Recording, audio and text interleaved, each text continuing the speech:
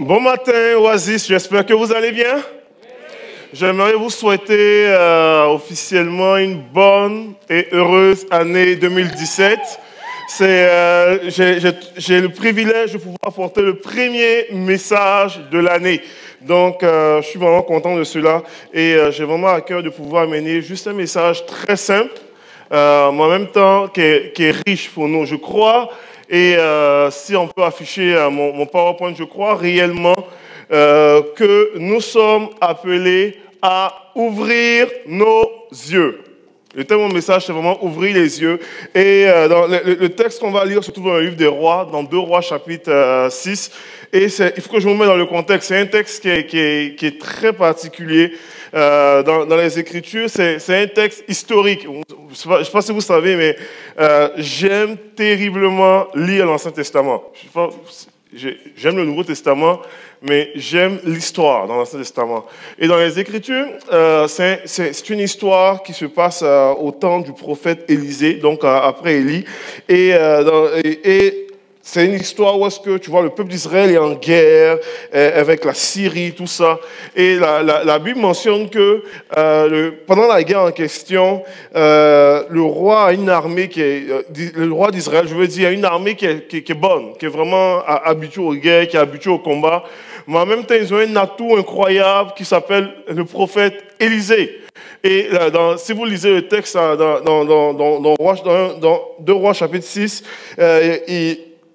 alors que le roi de Syrie planifie, monte ses stratégies, tout ça, la Bible mentionne qu'à chaque fois, le peuple d'Israël va déjouer le plan de la Syrie et il déjoue d'une façon, et il monte des stratégies de guerre, il monte des embuscades, il monte des pièges et à chaque fois, ça échoue. À chaque fois, ça échoue. Et à un moment donné, le roi de Syrie est tellement frustré. La Bible déclare que son cœur est agité et il commence à soupçonner son armée et puis dit, il y a parmi nous des traîtres, des gens qui vont nous stouler, qui vont raconter ce qu'on planifie faire au peuple d'Israël. Et ces hommes de guerre vont lui dire, non, on n'est pas des traîtres du tout. La réalité, c'est qu'il y a en Israël un prophète qui s'appelle Élisée et Élisée, normalement, est capable de savoir ce qui se passe dans ta chambre. Ça va être bizarre, mais c'est ce qu'ils ont dit vraiment. Ils ont ta chambre à coucher, quand tu mets, ils sont capables de savoir. Et la Bible déclare que finalement, le roi de Syrie va décider de dire, OK, mon problème n'est plus l'armée, mon problème, c'est Élisée. Parce que si je tue Élisée, je peux faire la guerre. Et on va lire dans le texte en question, 1 Roi chapitre 6, à partir du verset 16, la Bible déclare qu'il envoie son armée au complet, il essaye de pouvoir trouver où est Élisée, et il envoie son armée contre la ville où est-ce que Élisée se trouve. Et on lit à partir du verset 100, on dit, le serviteur de l'homme de Dieu se leva de bon matin et sortit. Et voici, une troupe entourait la ville, avec des chevaux et des chars. Le serviteur dit à l'homme de Dieu, « Ah, mon Seigneur, comment ferons-nous » Élisée répondit, « Ne crains point, car ceux qui sont avec nous sont en plus grand nombre que ceux qui sont avec eux. » Élisée pria et dit à l'Éternel, « Ouvre ses yeux pour qu'il voie. » Est-ce qu'on peut dire « Ouvre ses yeux » Il dit, ouvre ses yeux pour qu'il voie. Et l'Éternel ouvrit les yeux du serviteur et il vit la montagne pleine de chevaux et de chars de feu autour d'Élisée. Quel récit! Puis la suite du récit, on sait très pour ceux qui ne savent pas, la suite du récit, il n'y a rien qui arrive à Élisée. Élisée va prier que l'armée soit frappée d'aveuglement, il ne voit rien. Et Élisée même va prendre toute l'armée syrienne et va les amener au cœur de la capitale d'Israël. Donc, à la merci de leur ennemi, littéralement. Et c'est une histoire extraordinaire. Mais ma thématique est tellement, au niveau de ouvrir nos yeux, est tellement particulière parce que je crois réellement qu'en 2017, nous sommes appelés à avoir des yeux ouverts. Que Dieu puisse ouvrir nos yeux, que Dieu puisse nous amener à voir comme lui voit, que Dieu puisse nous amener à saisir ses plans. Vous savez, il y a des leçons à tirer par rapport à toute la dynamique, la vision, de toute la dynamique de voir comme Dieu voit.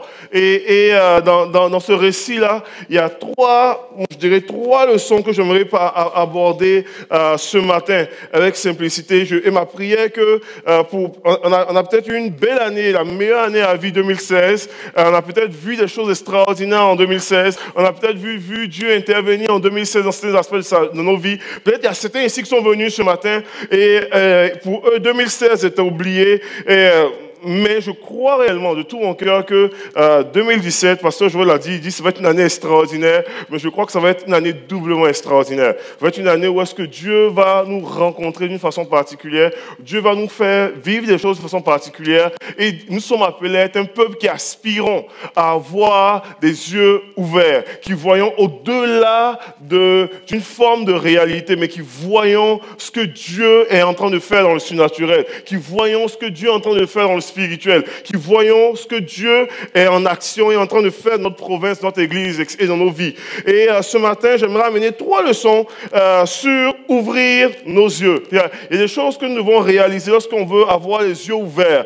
Et des leçons que nous devons apprendre, que nous devons embrasser lorsque nous voulons avoir les yeux ouverts.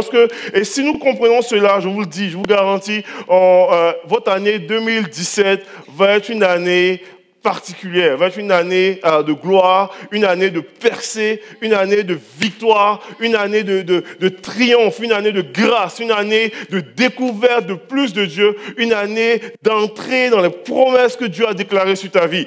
Et les 3 leçons que j'aimerais amener, c'est vraiment des choses que nous avons besoin de comprendre. La première chose que nous avons besoin de comprendre, c'est notre réalité n'est pas forcément la vérité. Ta réalité n'est pas forcément la vérité. La deuxième chose, ton focus affectera inévitablement ta réalité. Et la troisième chose, la vision de Dieu va toujours élargir ta mentalité. Ça, c'est les leçons. J'ai perdu le son.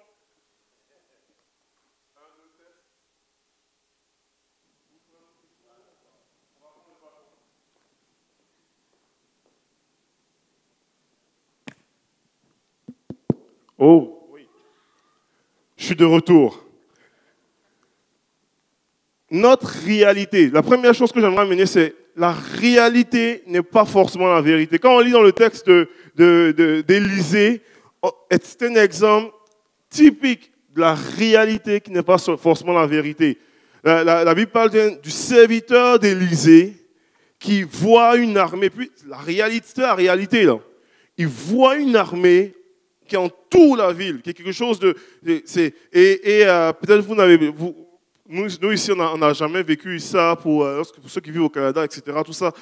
Mais ceux qui ont déjà vécu, qui ont vécu dans un pays en guerre où il y a des affrontements ou des choses comme cela, un militaire est impressionnant. Un militaire. Une armée est encore plus impressionnant. Comprenez-vous un petit peu? Une armée armée, avec des chars, avec des guns, etc., c'est doublement plus impressionnant. Donc, peu importe ton courage, croyez-moi, ton courage maigrit à la vue, normalement, de ça. Et pour normalement, probablement, le serviteur d'Élisée, c'était sa réalité, ça. Mais cette réalité-là n'était pas forcément la vérité. N'était pas forcément ce que, normalement, ce que Dieu préparait, ce que Dieu est en train de faire.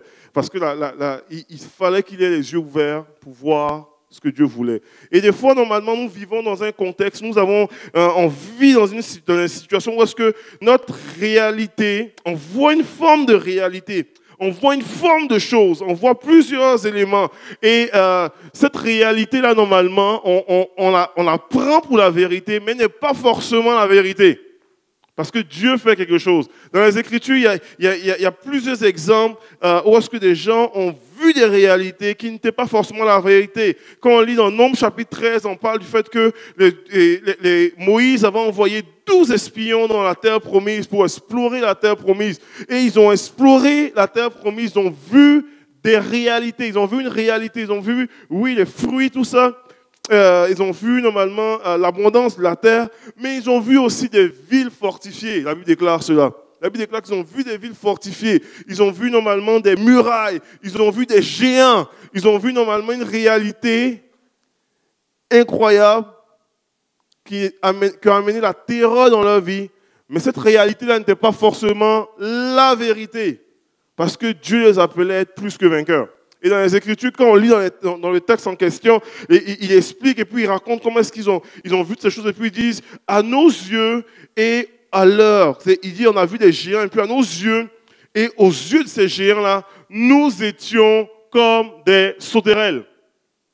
Il dit, nous étions comme des sauterelles. Il dit, ça ne marchera pas. Il dit, voici ma réalité. Ma réalité, c'est que je me vois comme des sauterelles. Et lorsque tu regardes dans les Écritures, dans le même livre de Nombres, plus tard, Dieu va parler, Dieu va décrire la nation d'Israël.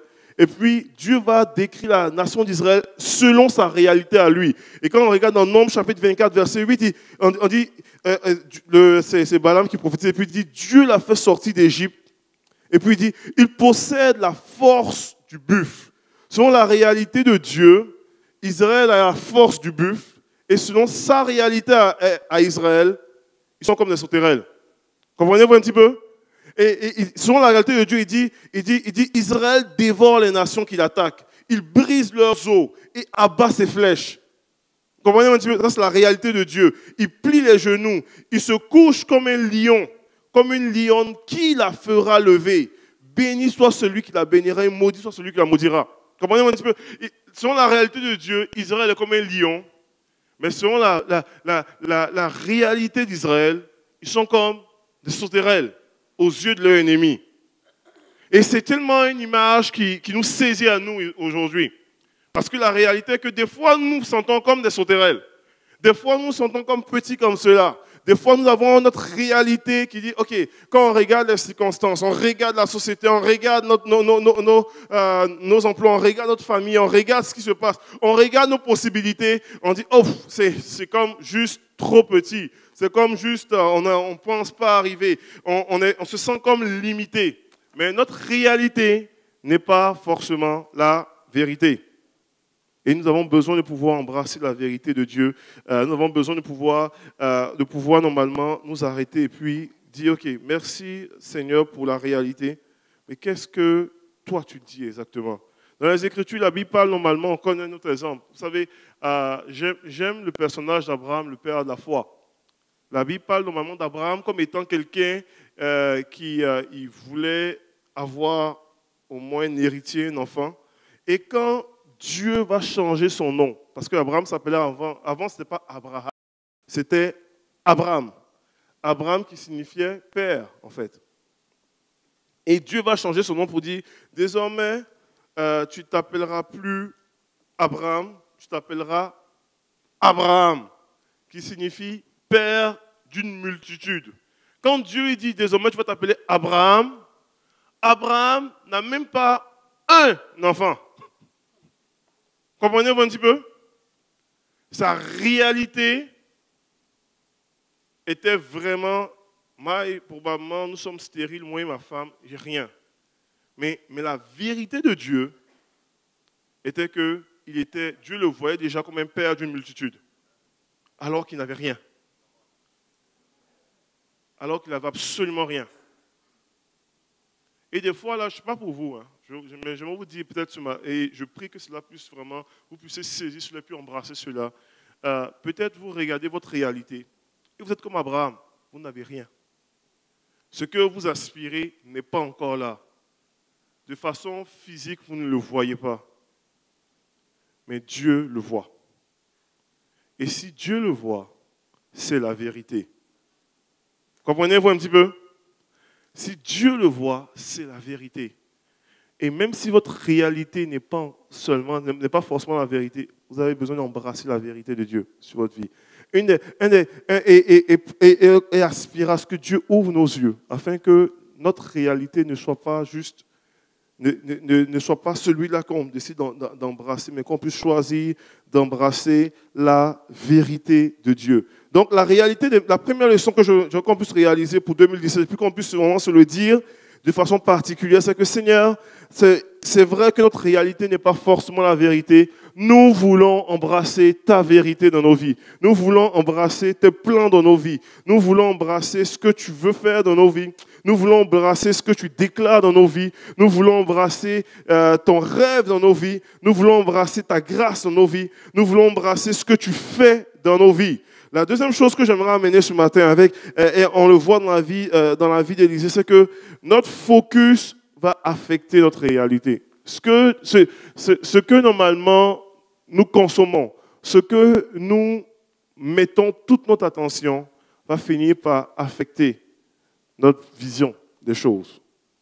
Et c'est une réalité aussi.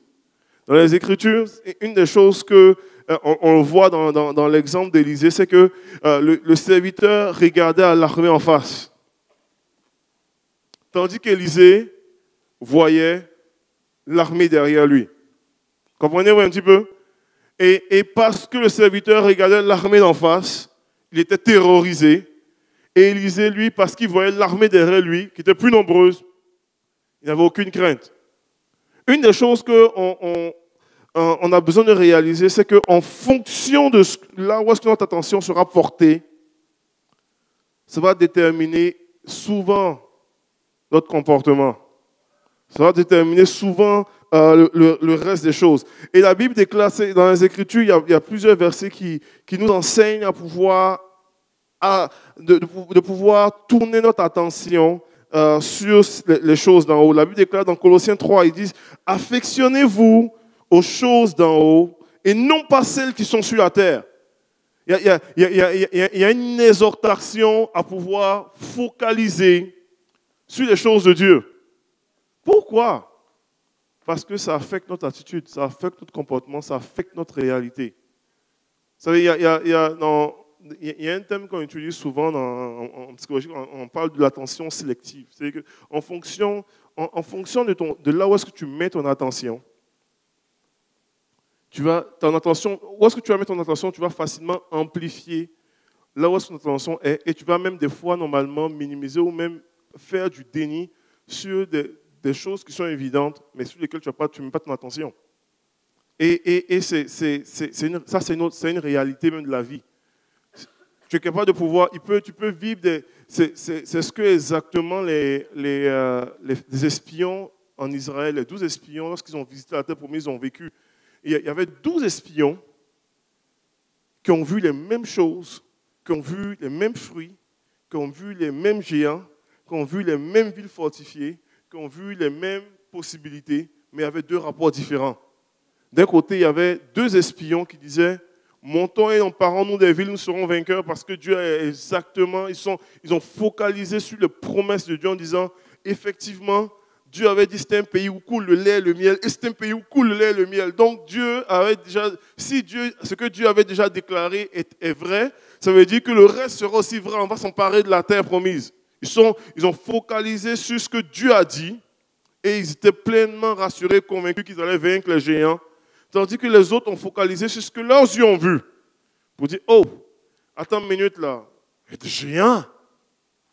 Il y a des villes fortifiées. Jéricho, et la muraille de Jéricho, selon plusieurs historiens, c'était une muraille qui était près de 18 pieds d'épaisseur. Ça commence à être un peu l'épaisseur, ça là? Parce qu'on disait un char pouvait rouler sur toute la muraille. C'est de l'épaisseur, ça. Ça prend des gros boules de canon pour ébranler. C'est une réalité, ça. Et quand on regarde tout ça, on dit non, on ne peut pas. Mais là où est-ce que... Ma question est celle-ci. Où est-ce que nous focalisons notre attention? Et c'est une question qu'on peut se poser en 2017. Pour dire, Seigneur, où est-ce qu'on focalise notre attention? Est-ce qu'on focalise sur nos problèmes? Est-ce qu'on focalise sur les choses terrestres? Est-ce qu'on focalise sur le compte, la carte de crédit qui est rentrée, qui dit « Oh, c'est dur ça ». Est-ce qu'on focalise sur, normalement, la réalité de notre famille? On voit normalement notre ado qui est en pleine crise de rébellion et puis qui ne veut rien savoir. Est-ce qu'on focalise? Où est-ce que nous focalisons notre attention? En fonction de là où est-ce que nous focalisons notre attention, elle va affecter notre réalité. Et Dieu nous appelle à pouvoir focaliser sur lui. Et je prie qu'en 2017, on puisse avoir une église, des gens qui choisissent de focaliser sur Dieu, qui choisissent de focaliser sur son œuvre, qui choisissent de focaliser sur les promesses de Dieu en dépit des circonstances, qui choisissent de focaliser sur sa parole, qui choisissent de focaliser sur ce qu'il fait, sur ce qu'il a déclaré, sur ses plans, qui choisissent de focaliser vraiment sur son action et son œuvre. Et ça va littéralement nous amener à pouvoir développer une nouvelle façon de faire. Ça va affecter notre réalité. On va commencer à focaliser sur ce que Dieu fait et célébrer ce que Dieu fait. Et mettre de côté les choses qui nous amènent à pouvoir croire au mensonge de l'ennemi de façon incroyable. Vous savez, dans les Écritures, dans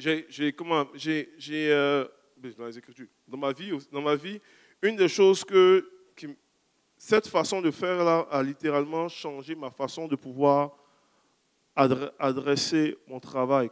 Vous savez que je suis impliqué au milieu carcéral, tout ça. Et en milieu carcéral, tu as besoin de choisir où est-ce que tu regardes. Parce que quand tu ne choisis pas où est-ce que tu regardes, tu peux être extraordinairement découragé. Parce que autant tu peux célébrer ce que Dieu fait, autant tu peux regarder puis dire, les gens ne changeront pas. Vous savez, en prison, je le vis. J'ai des officiers qui disent, moi je suis habitué à voir les gars, bandits, resteront bandits, drogués, resteront drogués, ce sont des gens qui sont des junkies, ils vont rester junkies toute leur vie, etc.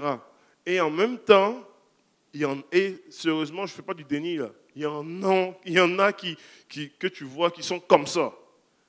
Mais en même temps, tu vois ce que Dieu fait aussi à travers ça. En même temps, tu vois des gens qui sont touchés. En même temps, tu vois des gens qui sont interpellés. En même temps, il y a toutes sortes de choses. Et comment on appelle, je me rappelle, j'étais à Drummond et puis j'avais un de mes détenus que j'avais eu pendant une réunion, il avait vraiment été touché par Dieu. Puis là, je disais, waouh, c'est incroyable. Je ne vais pas vous choquer votre théologie, mais en tout cas, c'est ce qui s'est passé aussi. J'ai dit, waouh, c'est incroyable. Puis vraiment, il a pleuré à la réunion, tout ça. Puis ma réunion était un jeudi, donc je rentre à la maison, puis tu sens le sentiment du devoir accompli, la gloire à Dieu. Ça vaut plus qu'un salaire, je rentre avec, alléluia, gloire à Dieu, tout ça. Le vendredi, j'arrive et je rentre au bureau, puis le gars en question, il est en détention. Qu'est-ce qui s'est passé? Donc tu vas le voir, tu essaies de voir les rapports, il s'était gelé, complètement gelé. Puis là, tu es découragé. Là. Tu es sûr, mais voyons donc, il a vécu quelque chose d'extraordinaire. Puis je me rappelle, je suis rentré à le voir en détention, pour dire, que s'est-il passé? Puis il dit, Désiré, il dit, je m'excuse, man, tout ça. Il dit, j'étais tellement touché jeudi, là, ma tête spignait tout le temps sur Dieu, puis non, il faut que j'oublie, là. Donc je me suis gelé comme faux, là, pour passer à autre chose. C'était réel, là. Ça, c'est une réalité, ça. Et c'est drôle, le gars, moi, il n'avait pas compris, là. Mais tu peux t'arrêter puis dire, ça n'a pas de bon sens. Ben voyons donc. Ou dire, OK, il n'arrive pas à gérer ce que Dieu est en train de faire, et puis il fait des niaiseries. Mais Dieu va faire un travail dans sa vie. Et puis je vous le dis, là, Dieu a continué à faire un travail d'une façon extraordinaire.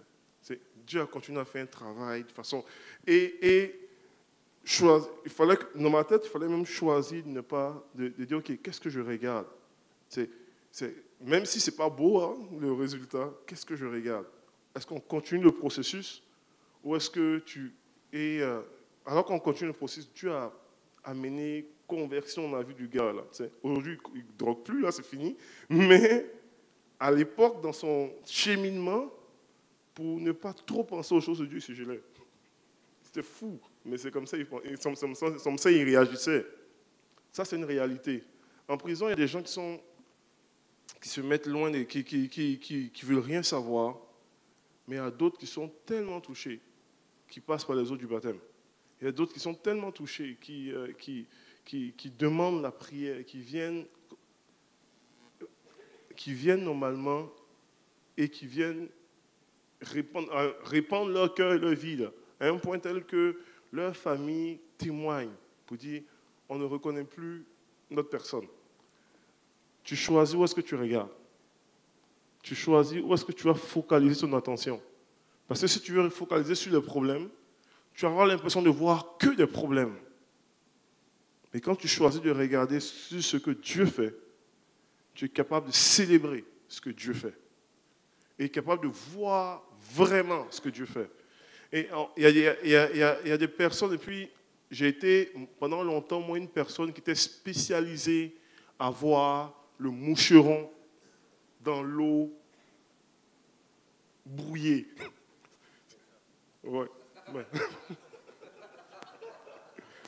J'étais capable de voir ce qui n'allait pas, la petite bébite qui n'allait pas bien. Tu sais, on va vivre quelque chose d'extraordinaire, puis, oh, tout était beau, tout était... Mais il y avait une petite affaire qui ne marchait pas bien. Oh, il y avait ceci. Oh, Dieu a agi, mais il y a une personne qui n'a pas accepté. Il y a 50 conseillers, mais lui, il n'a pas accepté. Et j'ai réalisé que cette façon de voir-là m'handicapait dans ma propre vie personnelle à pouvoir voir la gloire de Dieu. Parce qu'il y a une puissance à focaliser sur ce que Dieu fait et à célébrer ce que Dieu fait. Parce que quand tu célèbres les petites choses, Dieu fait de plus grandes choses. Comprenez-vous un petit peu? Et je prie de tout mon cœur que cette année 2017, on soit des gens qui célébrons les petites choses, qui célébrons, même si ça semble petit, qui célébrons même le petit nuage, qui célébrons normalement, on veut voir une tempête, mais on voit juste quelques gouttes. Gloire à Dieu pour les quelques gouttes. Qui célébrons normalement ce que Dieu fait, petit comme grand. Parce que quand nous rentrons dans une mentalité comme cela, dans une attitude comme cela, Dieu fait toujours de plus grandes choses. Ça va? Je ne vous ai pas perdu, vous êtes avec moi? Ok. Donc, je vais bientôt terminer. Je vais arriver à mon dernier point. Donc, j'ai touché l'aspect de, premièrement, nous avons besoin de pouvoir réaliser que notre réalité n'est pas forcément la vérité. Deuxièmement, c'est super important de réaliser que notre focus va déterminer, va affecter notre réalité. Donc, qu'on choisisse de focaliser sur ce qui est bon. Et le troisième point, puis je vais terminer avec ça, c'est la vision de Dieu. Nous avons besoin de réaliser que la vision de Dieu va toujours élargir ta mentalité. Quand Dieu te donne une vision, croyez-moi, elle est tout le temps plus grande que ce que tu peux porter. Elle est tout le temps plus grande que ta pensée. Peut-être tu as pensé à quelque chose de grand, puis honnêtement, moi j'ai une imagination quand même relativement fertile, je suis capable de penser gros. Mais, quelle que soit la grosseur de ce que tu es capable de penser, la vision de Dieu est plus gros que ça. Comprenez-vous un petit peu? Elle va toucher des éléments, elle va toucher des aspects que tu n'as pas pensé. Tu penses être prévoyant, tu peux penser à 70 000 détails. Dieu va toujours élargir un peu plus. Il va t'amener à penser plus gros, plus large, qui va changer ta mentalité. Et c'est fascinant dans les Écritures. La Bible déclare dans Éphésiens 3, il dit « Or, à celui qui peut faire, par la puissance qui agit en nous, infiniment, au-delà de ce que nous demandons, nous pensons, à lui soit la gloire dans l'Église et en Jésus-Christ, dans toutes les générations, au siècle des siècles. Amen. » Il dit, Dieu est capable de faire infiniment au-delà de ce que tu demandes, mais pas juste ce que tu demandes, même ce que tu penses. Il y a une chose que la vision de Dieu, pour nos vies, va élargir notre horizon. Elle va l'élargir. Dans les Écritures, on voit dans plusieurs aspects des choses, juste l'attente du Messie. Les gens s'attendaient à un leader militaire. Et puis Jésus vient, puis il fait quelque chose de plus. Il ne veut pas juste sauver Israël de l'époque. Il pense il veut sauver le monde entier. C'est beaucoup plus grand. Et il ne veut pas juste sauver une génération. Il ne veut pas juste libérer une génération. Il veut libérer toutes les générations. Il y a quelque chose de beaucoup plus large, plus grand, plus glorieux, qui amène à élargir la mentalité. On voit normalement dans les Écritures les gens qui reçoivent la vision. C'est Moïse qui retourne en Égypte pour libérer le peuple. Et pour lui, on va libérer le peuple d'Égypte, on les amène dans la terre promise. Mais au-delà de cette vision-là, Dieu qui dit à Moïse, moi, ma vision là, c'est que j'habite au milieu de vous. Bâtis-moi un tabernacle. C'est toujours plus grand. Je ne veux pas juste vous donner une terre. Je vais donner une terre et je vais habiter au milieu de vous. Il y a vraiment quelque chose de toujours. Et croyez-moi, pour cette église, on a peut-être quelque chose de grand. Mais la vision de Dieu est encore plus grande. Pour ta vie, pour toi, tu dis, ok, mais moi, ma vie idéale, là, c'est d'avoir normalement une maison, un chalet, des enfants dociles, un chien, un chat, avec normalement un char. Quel genre de char? Ok, j'aimerais bien avoir une 4x4, je sais pas, quoi? Bon, peu importe. Un 4x4, j'aimerais avoir une deuxième voiture plus hybride, il faut vraiment être éco-énergétique, etc. Ou une voiture électrique, c'est encore mieux. Et puis, normalement, j'aimerais, ça serait la belle vie avec un compte bien garni à 6 chiffres. Ça serait comme la vie rêvée. Et puis Dieu dit, waouh, ma vision pour toi est encore plus large que ça. C'est encore plus large que ça. Et c'est encore plus grand. Donc, la vision de Dieu, nous sommes appelés à ouvrir nos yeux parce que la vision de Dieu va élargir notre mentalité, notre façon de voir, notre façon de percevoir les choses. Et je crois réellement que pour 2017, Dieu veut élargir nos horizons. Donc, soyons prêts à élargir nos horizons. Amen. Je vais terminer avec des exemples, des choses concrètes. Soyons prêts à élargir nos horizons. Vous savez, à travers les années, j'aimerais vous montrer des images. Vous savez, pour ceux qui ne savent pas, je suis pas un Québécois de souche. Ça ne paraît pas, mais c'est vrai. Alors, je suis un Québécois de souche et il y a quelques animaux. J'aime le comportement et des fois, j'aime lire pour le fun. Là, donc, j'aime le comportement de certains animaux qui nous laissent des leçons, des choses à comprendre.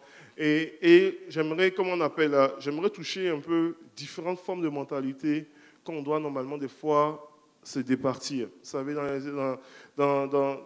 il y a 3 formes de mentalité, dont 2 en particulier qu'on doit se départir pour moi, que je crois qu'il y a des fois dans l'Église et puis dans nos vies. Il y a une première mentalité que j'appelle la mentalité de l'éléphant de cirque. Vous savez, pour ceux qui ne savent pas, l'éléphant, c'est l'un des animaux les plus forts au monde. Mais en même temps, on réussit à faire de lui normalement un animal de cirque. Et une des choses pour pouvoir faire un animal de cirque, pour pouvoir utiliser l'éléphant comme un animal de cirque, c'est que souvent, les gens qui vont capturer les éléphants pour faire des animaux de cirque vont le prendre à son jeune âge. Ils ne vont pas le prendre un éléphant adulte, mâle, dans une savane d'Afrique. C'est sûr que ça va aller très mal. Ils vont le prendre tout petit. Et tout petit, on va voir l'image, tout petit normalement, ce qu'ils font, ils vont normalement le retenir des fois. Et ils vont le retenir avec des cordes, tout ça, ou avec une chaîne. Et l'éléphant, à cette époque, à ce moment-là, quand il est petit, il essaye de se débattre pour s'en sortir. Puis, il n'arrive pas. Et il n'arrive pas, il essaye, ils viennent jusqu'au bout des forces de l'éléphant. Et quand l'éléphant n'arrive pas, c'est fini pour l'éléphant. Parce que lui, dans son esprit, il n'arrivera jamais. Et il devient plus grand plus tard, il devient un éléphant adulte. Peut-être pour vous qui ne savez pas, un éléphant, la trompe de l'éléphant, là, ça pèse à peu près 100 kilos, 220 livres, 220 livres à peu près. Et c'est 220 livres de muscles. C'est du muscle, il n'y a pas d'os dedans. On parle de 150 à 180 000 muscles dans la trompe de l'éléphant. Il est capable de soulever avec la trompe 1000 livres. Vous comprenez un petit peu? 1000 livres, capable de tirer des choses incroyables, tout ça ou quoi. Donc, vous voyez le pieu qui est à terre, là, un éléphant normal, ça c'est un pet dans l'eau pour pouvoir l'enlever. Il est capable de pouvoir l'enlever très facilement, ça. Mais un éléphant qui était capturé jeune et qui était attaché comme l'éléphanteau là, il ne va même pas essayer. Parce que pour lui, il n'est pas capable de l'enlever. Et des fois, des gens, on vient dans l'église et puis nous avons vécu des échecs du passé. Nous avons vécu des situations du passé, des choses du passé, où est-ce qu'on a essayé de toute notre force et on n'a pas réussi. Et on vient avec une mentalité d'éléphant de cirque. Où est-ce qu'on ne veut même plus essayer, alors qu'on a grandi, alors qu'on a pris des victoires, alors qu'on ne veut même plus essayer, parce que notre tête à nous, on n'y arrivera pas. Et Dieu veut nous amener à élargir cette vision-là. Pour dire, il y a quelque chose là. Et je prie qu'en 2017, il n'y ait personne qui ait une mentalité d'éléphant de cirque. Pour dire non, parce que Dieu nous a déposé en nous des potentiels extraordinaires, a déposé en nous des grâces extraordinaires, a déposé en nous des choses, et on n'a pas normalement, on doit des fois se séparer de cette mentalité-là. Il y a une deuxième mentalité que comment on appelle, hein, on a des fois dans l'Église, qui est la mentalité de l'antilope. Encore un autre animal africain. Hein? L'antilope impala, c'est une antilope elle est reconnue comme étant une des plus grandes antilopes athlétiques de l'Afrique. Elle et puis le springbok, là, sont les antilopes. Normalement, elles sont extrêmement difficiles à capturer parce qu'elles sont capables de faire des sauts. L'antilope impala est capable de faire des sauts de 9 pieds de haut. On parle de 3 mètres en hauteur. Donc, elle saute très haut. Si vous êtes impressionné par son saut en longueur, quand elle fait des bonds de 10 mètres, 30 pieds. C'est vraiment elles font des bonds de façon incroyable. Elle et puis l'antilope springbok sont les deux animaux dont les prédateurs, souvent on regarde dans les documentaires, puis on capote, et puis on dit oh, le lion l'a poigné, et puis on est découragé de ça. Là. Mais la réalité est que, statistiquement parlant, à cause de leur agilité, leur vitesse, 9 fois sur 10 ne se font pas prendre. Donc pour qu'un lion ou qu'un guépard le poigne, c'est mieux de pouvoir normalement être en forme là, pour le lion. Donc 9 fois sur 10, il réussit à le poigner 1 fois sur 10. Et il est capable normalement de faire des bonds extraordinaires, capable de pouvoir courir à une agilité incroyable, tout ça ou quoi. Mais il y a un problème. L'antilope, tu es capable de pouvoir capturer une antilope comme ça. Mais une fois que tu la captures, si normalement tu la mets dans un enclos avec un mur de seulement 3 à 4 pieds, elle ne sortira jamais. Parce qu'un des défauts de l'antilope, c'est qu'elle ne va jamais faire de saut là où est-ce que ses pieds, elle n'est pas sûre d'atterrir. Donc, parce qu'elle ne voit pas juste l'horizon, elle ne voit pas juste là où est-ce qu'elle peut atterrir, elle ne sautera jamais. C'est une réalité. Et des fois, normalement, dans l'Église, nous avons une mentalité d'antilope. Nous avons le potentiel de Dieu, nous avons tout ce que Dieu veut pour nous, mais on n'est pas prêt à prendre un risque. Là. On n'est pas prêt à sortir de notre zone de confort. On n'est pas prêt à pouvoir dire, OK, on va sauter, même si on ne sait pas où est-ce qu'on va atterrir. Donc, on a tout le potentiel nécessaire, mais on dit, on ne sautera pas. Parce qu'on ne voit pas qu'est-ce qu'il y a de l'autre bord. Et je prie de tout mon cœur que cette année 2017, là, on puisse, même si on ne voit pas de ce qu'il y a de l'autre bord, on soit prêt à sauter. Amen. On soit prêt à dire, OK, Seigneur, ouvre nos yeux. Et même si on ne voit pas, on va plonger avec foi dans le nom de Jésus. On va vraiment triompher. Et puis la dernière image, puis je vais terminer avec ça, je vais inviter les musiciens à avancer. La dernière image, dans les Écritures, la Bible normalement nous enseigne, puis Jésus nous enseigne par rapport à cela. Ésaïe parle de cela aussi. C'est l'image de l'aigle. C'est une mentalité, c'est quand même assez particulier. On a vu 2 mentalités qui sont des mentalités à rejeter. C'est la mentalité de l'éléphant, des cycles ou la mentalité de l'antilope. Mais l'aigle, normalement, dans les Écritures, on dit ceux qui se confient en l'Éternel renouvellent leur force. Et ils prennent leur envol comme les aigles. Et tu te dis, Mike, je me suis arrêté et dit, comment est-ce que l'aigle prend son envol? une des choses qu'on sait de l'aigle, c'est que l'aigle va normalement nicher, il va faire ses nids en hauteur, en très grande hauteur. Donc il va faire ses nids en hauteur, souvent sur les montagnes, sur des cimes, dans les creux de rochers de montagne, tout ça. Donc son nid se trouve là. Donc l'aiglon qui naît, le petit de l'aigle qui naît, il est en hauteur et il grandit en hauteur. La réalité aussi, c'est que scientifiquement, les aigles sont les oiseaux qui volent le plus haut. Ils ne volent pas avec les autres oiseaux comme les moineaux et consorts. Et les aigles volent très haut, il faut être sûr. Et une des raisons pour lesquelles ils volent haut comme ça, c'est à cause du fait qu'ils travaillent beaucoup avec le courant d'air. Et ils vont voler, mais ils vont voler à l'aide du vent. C'est vraiment le courant d'air qui vont vraiment déterminer, qui vont vraiment être un élément dans leur truc. Et même pour l'aiglon qui va apprendre à voler, il va beaucoup s'appuyer sur le vent. Donc, c'est que lorsqu'il apprend à voler, il regarde le courant d'air et il se jette dans le courant d'air. Donc, même s'il n'a pas assez de force pour pouvoir se débattre dans les airs, là, à cause du courant d'air, il est capable de pouvoir faire des belles distances, tout ça.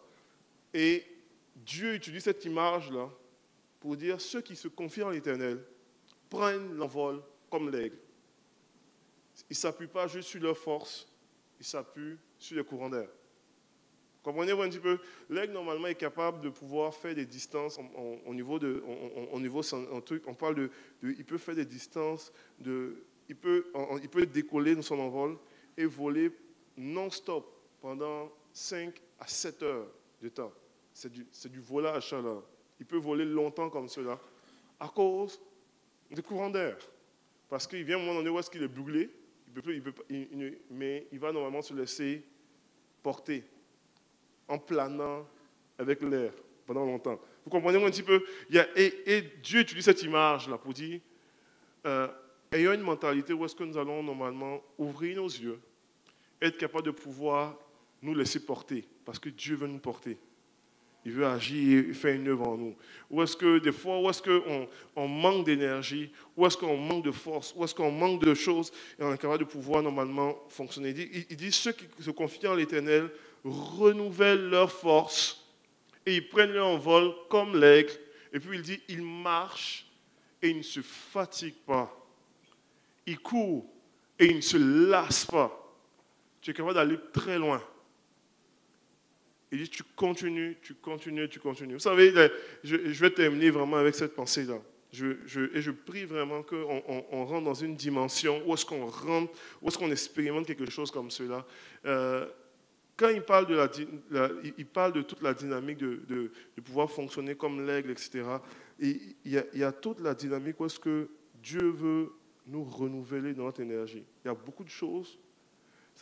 L'aigle est conscient de son potentiel. C'est un gros animal avec une envergure de 2,5 mètres, etc. Tout ça. Mais en même temps, il s'appuie sur les environnements pour pouvoir décupler son potentiel. Comprenez-vous un petit peu? Donc, il a un potentiel, il est capable de voler longtemps, il est capable de pouvoir... Mais il s'appuie sur l'environnement pour décupler le potentiel. Il est capable de... Dans son vol... on parle d'une vitesse, sa vitesse naturelle de l'aigle, il vole à une vitesse de 40 à 50 km par heure, habituellement. Mais quand il s'appuie normalement sur les courants d'air, et quand il s'appuie normalement sur la gravité, quand il fait ses vols piqués, en courant d'air, il est capable de pouvoir quitter de 50 km/h à 110 km/h. Comprenez-vous un petit peu?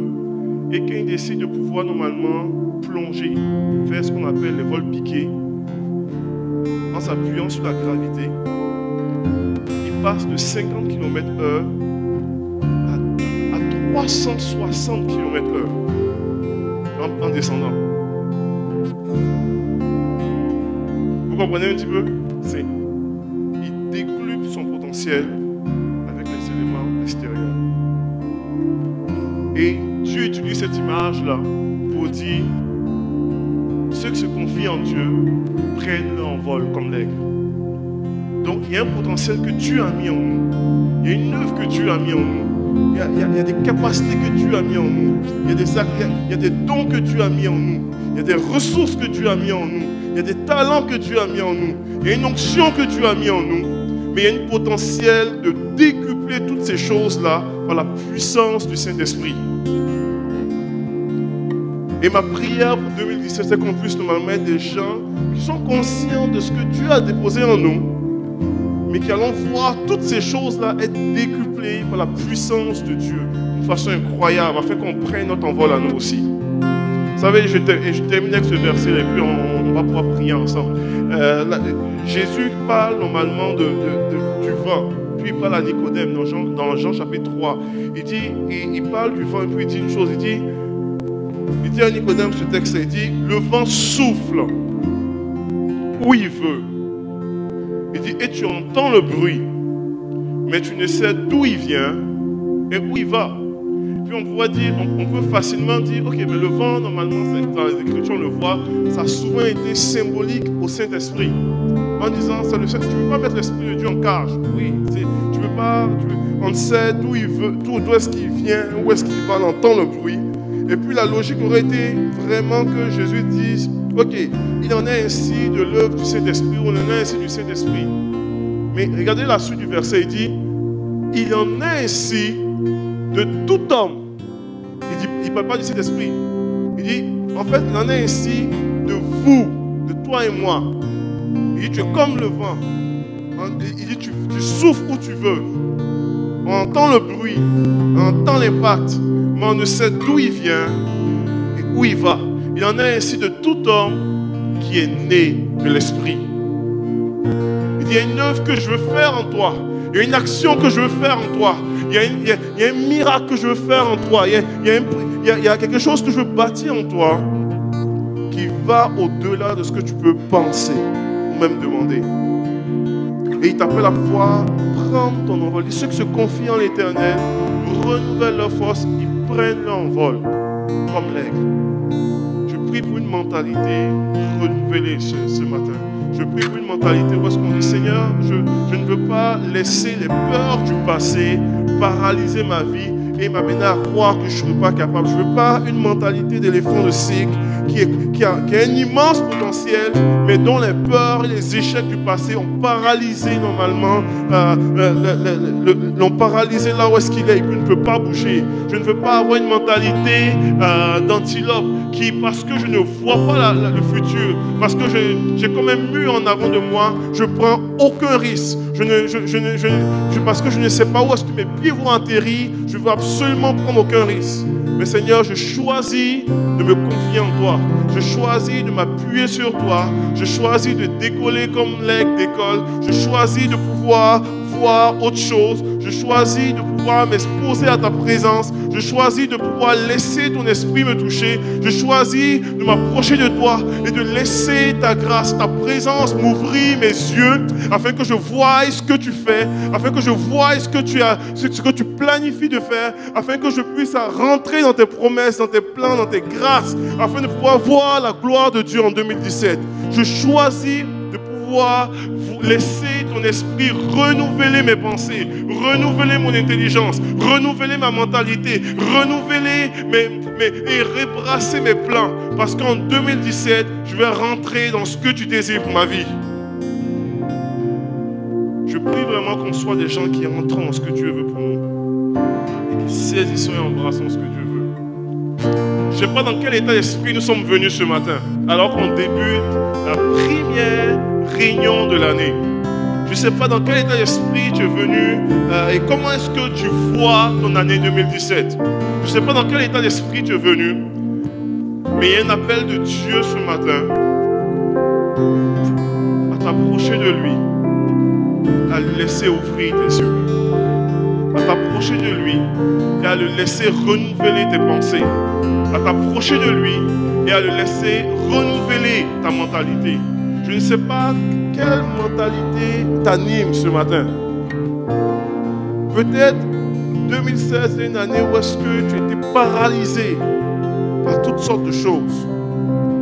Dieu voit autre chose pour toi en 2017. Peut-être 2016 a été pour toi une année où est-ce que le mur en avant de toi t'a empêché de pouvoir prendre des risques. Dieu voit autre chose pour toi en 2017. Et il y a un appel de Dieu ce matin à pouvoir dire, Seigneur, je viens devant toi et je choisis de voir autre chose. Je viens devant toi et je m'expose à ta présence. Je viens devant toi et je veux laisser ton esprit me renouveler. Je viens devant toi et je veux laisser ton action se faire en moi. Parce qu'en 2017, je vais voir autre chose. Et tu ouvriras mes yeux afin de voir ce que tu veux que je voie. Afin de pouvoir embrasser ce que tu veux que j'embrasse. Et tu ouvriras mes yeux. Et cette réalité qui est devant moi, peut-être n'est pas la vérité, mais je choisis de voir la vérité de Dieu. S'il y a un écho qui résonne dans ton cœur ce matin, j'aimerais qu'on puisse vraiment terminer la réunion avec un peuple de Dieu qui se lève et qui viennent exposer leur vie devant leur Père, qui viennent exposer leur cœur devant Dieu, qui viennent laisser Dieu leur renouveler, qui viennent laisser Dieu renouveler leur pensée, leur mentalité, qui viennent s'exposer pour dire, Seigneur, ouvre les yeux de mon cœur, afin que je voie comme toi tu vois. Ouvre mes yeux, afin que je saisisse comme tu saisis. Ouvre mes yeux, afin que ma mentalité soit entièrement renouvelée. Ouvre mes yeux, afin de pouvoir focaliser là où est-ce que tu focalises. Ouvre mes yeux, afin que ma réalité ta réalité devienne ma réalité dans le nom de Jésus. C'est votre désir qu'on puisse vraiment venir en avant, qu'on puisse vraiment s'exposer. On va juste s'exposer à la présence de Dieu pour les prochaines minutes qui viennent. Vous dites, Seigneur, Esprit de Dieu, viens nous toucher, viens nous rencontrer, viens nous parler, viens ouvrir nos yeux, viens renouveler notre mentalité. Nous croyons et nous attendons à une année 2017 remplie des promesses de Dieu, remplie de la gloire de Dieu, remplie de la présence de Dieu, remplie de la vie de Dieu, remplie du surnaturel de Dieu, remplie des projets de Dieu qui s'accomplissent dans nos vies, remplie de moments avec une nouvelle mentalité, des nouvelles saisons dans nos vies.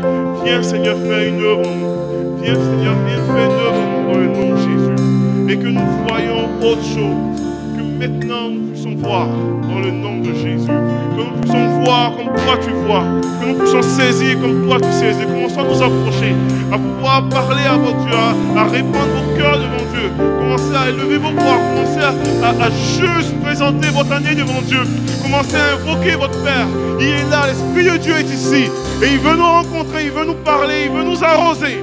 Il veut nous visiter ce matin. Alors que nous commençons l'année, on puisse lui présenter l'année dans le nom de Jésus. Alléluia.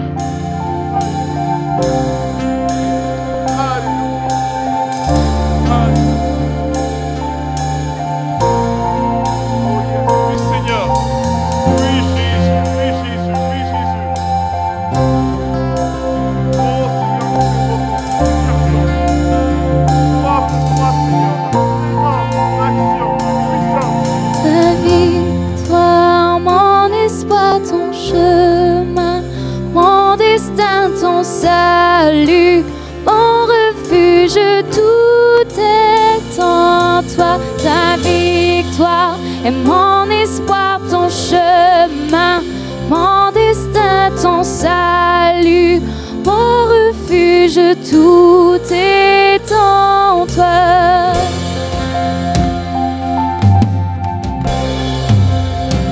Oui, tout est en toi.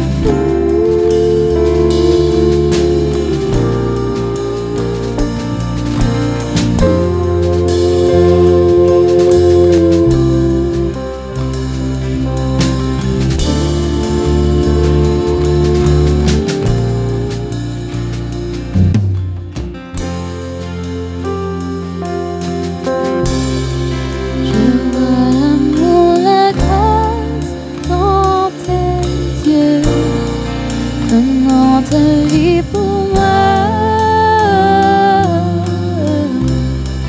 me ramenant de la mort à la vie.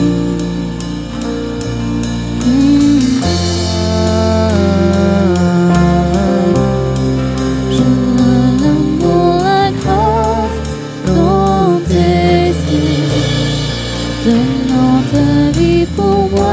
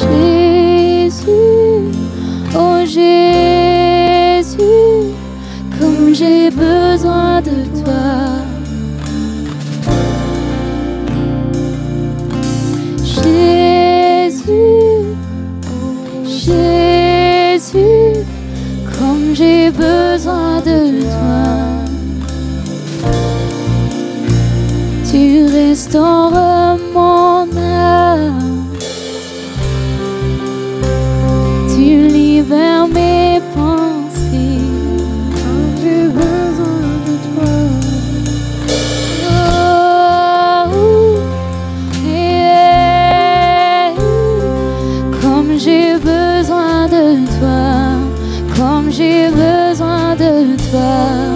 Oh Jésus, oui Jésus, comme j'ai besoin de toi, comme j'ai besoin de toi. Oh Jésus, comme j'ai besoin de toi.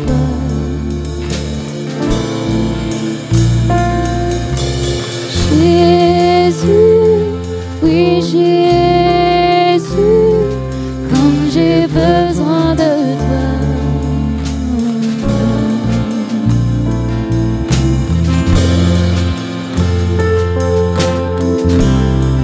Alléluia. Seigneur, nous déclarons nouvelle saison 2017. Nous déclarons, Seigneur Dieu, mentalité renouvelée, la gloire de Dieu.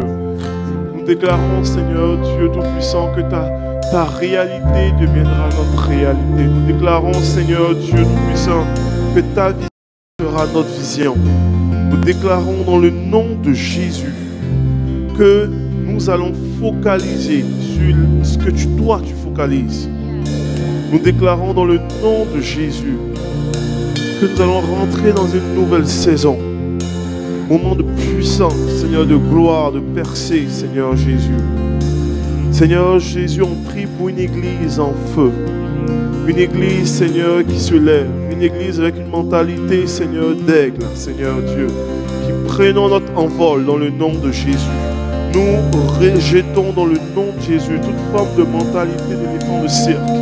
Seigneur, tout ce qui nous a paralysés par le passé ne nous paralysera plus au nom de Jésus. Tout ce qui nous a arrêtés par le passé ne nous arrêtera plus au nom de Jésus. Nous déclarons, Seigneur Dieu, Seigneur, une mentalité renouvelée. Et nous rejetons toute forme de mentalité d'antilope, Seigneur, qui refusons de sauter tant que nous ne voyons pas l'autre côté de la rive. Seigneur, nous déclarons une nouvelle mentalité. Où est-ce que, Seigneur, tu nous amènes à prendre des pas de foi, tu nous amènes à rentrer dans des nouvelles dimensions et nous allons voir ta gloire. Merci de agir, Seigneur Jésus. Merci pour ton œuvre, Seigneur, qui prend place. Merci pour ta victoire. Merci pour ta vision, Seigneur. Une onction fraîche, Seigneur Dieu, sur ton Église. Nous déclarons des nouvelles percées, Seigneur. Dans le puissant nom de Jésus. Dans le puissant nom de Jésus. Dans le puissant nom de Jésus. Nos cœurs sont en attente de voir ta gloire. Et nous allons la voir. Que la gloire et l'honneur te reviennent. Dans le puissant nom, nous avons prié Jésus. Amen. Amen. Amen. Amen. Alléluia. Alléluia. Merci Jésus. Nous avons démarré 2017 avec la première réunion. Attendons-nous à Dieu. Attendons-nous à Dieu. Vous savez, je crois de tout mon cœur que tu vas faire des choses extraordinaires. Je crois de tout mon cœur que non seulement en tant qu'Église, nous allons vivre des choses extraordinaires, mais dans votre réalité, dans vos maisons, dans ce que vous vivez, dans votre situation, dans tout ce qui prend place, dans votre travail, tout ça, Dieu prépare des choses extraordinaires. Et pour voir toutes ces choses-là, nous avons besoin d'avoir une mentalité renouvelée. Seigneur, aide-nous d'entendre. Nous avons besoin d'avoir une mentalité complètement renouvelée. Et je crois que dans les semaines, dans les mois qui suivent, il y aura des témoignages de ce que Dieu fait, des choses extraordinaires, des témoignages de ce que Dieu va nous surprendre. Je crois que cette année va être une année de percée soudaine. De percée soudaine. Où est-ce que la gloire de Dieu va rayonner? Pas notre gloire, la gloire de Dieu. Donc nous avons besoin juste de pouvoir nous lever et laisser sa gloire rayonner sur nos vies. Bon dimanche tout le monde. Prenons le temps de pouvoir juste se saluer, se serrer un bras. Dis à ton voisin, à ton proche, bonne année 2017. Tu n'as encore rien vu. Et on va vivre vraiment des choses extraordinaires. Que Dieu vous bénisse.